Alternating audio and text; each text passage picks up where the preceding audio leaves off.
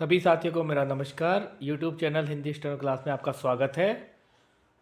अभी आप लोगों को जैसा पता है कि मध्य प्रदेश हाई कोर्ट द्वारा जो विभिन्न स्टेनोग्राफर्स की पोस्ट निकाली हुई है, उसका एग्ज़ाम 20 तारीख को है।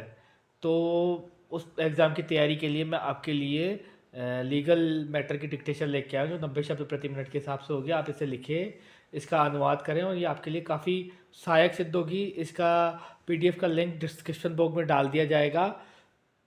और मैं मेरी डिक्टेशन में पैरा, कॉमा और फुल स्टॉप को बोलूँगा, विराम, अर्धविराम और पैरा, ये मैं बोलूँगा। और जो मैंने पीडीएफ डाली है उसमें जो मैंने वर्ड काउंटिंग की है, उसमें पैरा और पैरा को नहीं काउंट किया है मैंने, फुल स्टॉप, कॉमा, इनको काउंट किया है। तो आपके लिए बहुत सहायक सिद्ध होने वाली है जो 20 तारीख को एग्ज़ाम देने वाले हैं। तो मैं अब डिक्टेशन पे आता हूँ। डिक्टेशन पे आने से पहले आप लोगों से विनम्र निवेदन है कि मेरे चैनल को लाइक सब्सक्राइब करें, और अगर आप लोगों ने कर रखा है तो औरों को भी बोले कि वो मेरे चैनल को लाइक सब्सक्राइब करें। तो चलिए, आपका ज़्यादा समय नहीं लेते, मैं डिक्टेशन पे आता हूँ। तो चलिए साथियों, डिक्टेशन के लिए तैयार हो जाइए। Yes, dictation start.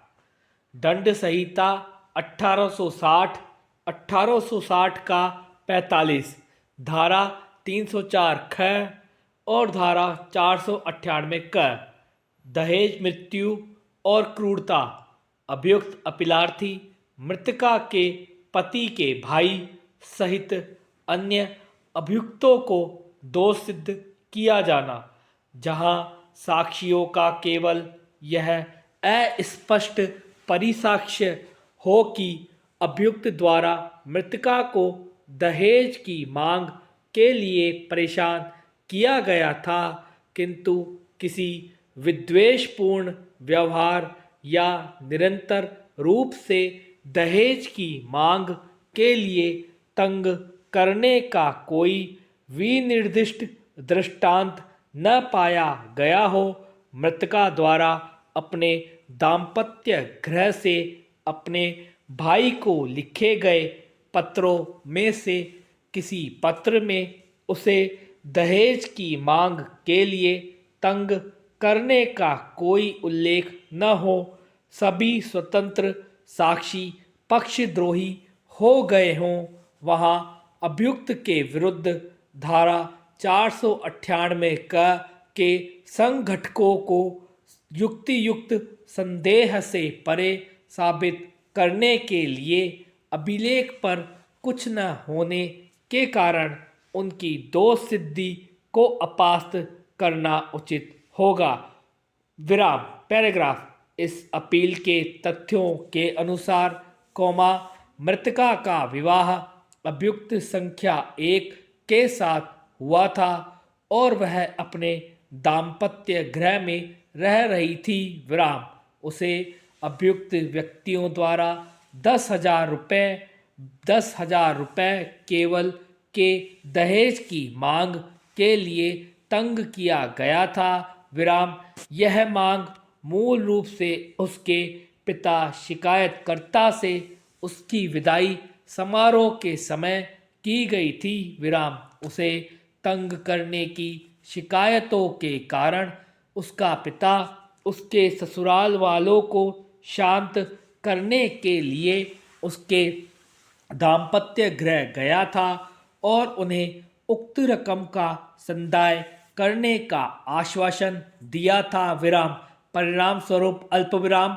जब तंग करना बंद नहीं हुआ तो शिकायतकर्ता ने अपने पुत्र को मृतका के दाम्पत्य गृह भेजा, जो उसे उसके पैतृक गृह में वापस ले आया। विराम, अभियुक्त संख्या 1 अल्पविराम, मृतका का पति तारीख 18 फरवरी अल्पविराम 1998 को मृतका के पैतृक गृह गया था। विराम, दुर्भाग्यपूर्ण दिन अर्थात 20 फरवरी अल्पविराम 1998 को वह मृतका को प्रातःकाल की सैर के लिए लेकर गया था। विराम, 1 घंटे के पश्चात अकेला वापस आने पर उसने जाने के लिए जल्दी जल्दी अपना सामान बांधा। विराम। जब उससे मृतका के ठौर ठिकाने के बारे में पूछा गया तो उसने कहा कि मृतका शौच कर रही थी और शीघ्र ही वापस आ जाएगी। विराम। उसके पश्चात वह चला गया। विराम। जब मृतका के 1 घंटे के पश्चात नहीं लौटी तो शिकायतकर्ता ने उसकी तलाश करनी शुरू की और वह अंततोगत्वा नहर के निकट मृत पाई गई और उसकी गर्दन पर गला घोटने के चिन्ह थे। विराम। अभियुक्त व्यक्तियों के विरुद्ध एक प्रथम इत्तिला रिपोर्ट रजिस्ट्रीकृत की गई। विराम। अन्वेषण पूर्ण होने के पश्चात न्यायालय में आरोप पत्र प्रस्तुत किया गया। विराम। मृतका के पति, अल्पविराम ससुर और मृतका के पति के भाई को भारतीय दंड संहिता की धारा 34 के साथ पठित धारा 498 क और भारतीय दंड संहिता की धारा 34 के साथ पठित धारा 304 ख के अधीन आरोपित किया गया। विराम।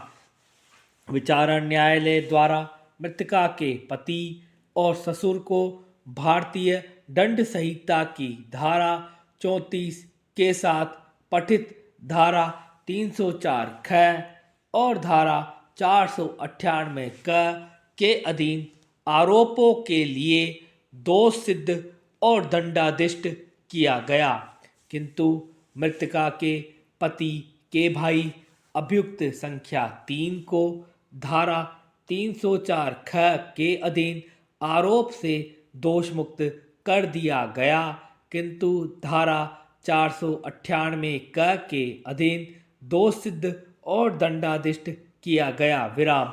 अभियुक्त व्यक्तियों ने दोष सिद्धि और दंडादेश के आदेश से व्यथित होकर उच्च न्यायालय के समक्ष अपील की। विराम। उच्च न्यायालय ने विचारण न्यायालय द्वारा पारित दोष सिद्धि के निर्णय और आदेश की पुष्टि की। विराम। अभियुक्त संख्या 3 मृतका के पति के भाई द्वारा अपनी दोष सिद्धि से व्यथित होकर उच्चतम न्यायालय में अपील फाइल की गई। विराम। उच्चतम न्यायालय द्वारा अपील मंजूर करते हुए अल्पविराम पैराग्राफ अभिनिर्धारित साक्षियों के परिसाक्ष्यों का परिशीलन करने पर इस न्यायालय ने यह पाया कि देवेंद्र साह अभियुक्त संख्या 10 ने अपीलार्थी अभियुक्त को नामित किया था कि वह 10,000 रुपये के दहेज की मांग के लिए मृतका को परेशान कर रहा था। विराम। तथापि अल्पविराम उसने अपने अभिसाक्ष्य में उसी समय अन्य अभियुक्त व्यक्तियों और उनके परिवार के सदस्यों के साथ अपीलार्थी अभियुक्त को भी नामित किया। विराम। इस साक्षी के अतिरिक्त शाम सुंदर शाह अभियोजन साक्षी 7, मुन्ना शाह अभियोजन साक्षी 8 और चंपा देवी अभियोजन साक्षी 9 ने विशिष्ट रूप से अपीलार्थी अभियुक्त अल्पविराम निमय शाह का नाम लिए बिना यह अभिसाक्ष्य दिया कि मृतका को उसके दाम्पत्य गृह में परेशान किया जा रहा था। विराम। यह उल्लेखनीय है कि इन अस्पष्ट अभिकथनों के अतिरिक्त इन साक्षियों में से किसी के द्वारा दहेज की निरंतर मांग करने या विद्वेषपूर्ण व्यवहार के किसी विनिर्दिष्ट दृष्टांत का उल्लेख नहीं किया गया है। विराम। इसके अतिरिक्त अल्पविराम श्याम सुंदर शाह अभियोजन साक्षी 7 अल्पविराम मृतका के भाई ने अपनी प्रति परीक्षा में यह स्वीकार किया था कि मृतका अपने दाम्पत्य गृह से उसे पत्र लिखती रहती थी और यह कि किसी भी पत्र में दहेज की मांग के कारण उसे किसी प्रकार से तंग करने का उल्लेख नहीं है। विराम। सभी अन्य स्वतंत्र साक्षी पक्षद्रोही हो गए थे और अभियोजन पक्ष के वृत्तांत का समर्थन नहीं किया था। विराम। वास्तव में अल्पविराम यहाँ तक कि पंचानन शाह अभियोजन साक्षी 2 अल्पविराम जो मृतका का मामा है और प्रथम इत्तिला रिपोर्ट में नामित एक साक्षी है अल्पविराम ने भी अभियोजन पक्ष के वृत्तांत का समर्थन नहीं किया था। विराम।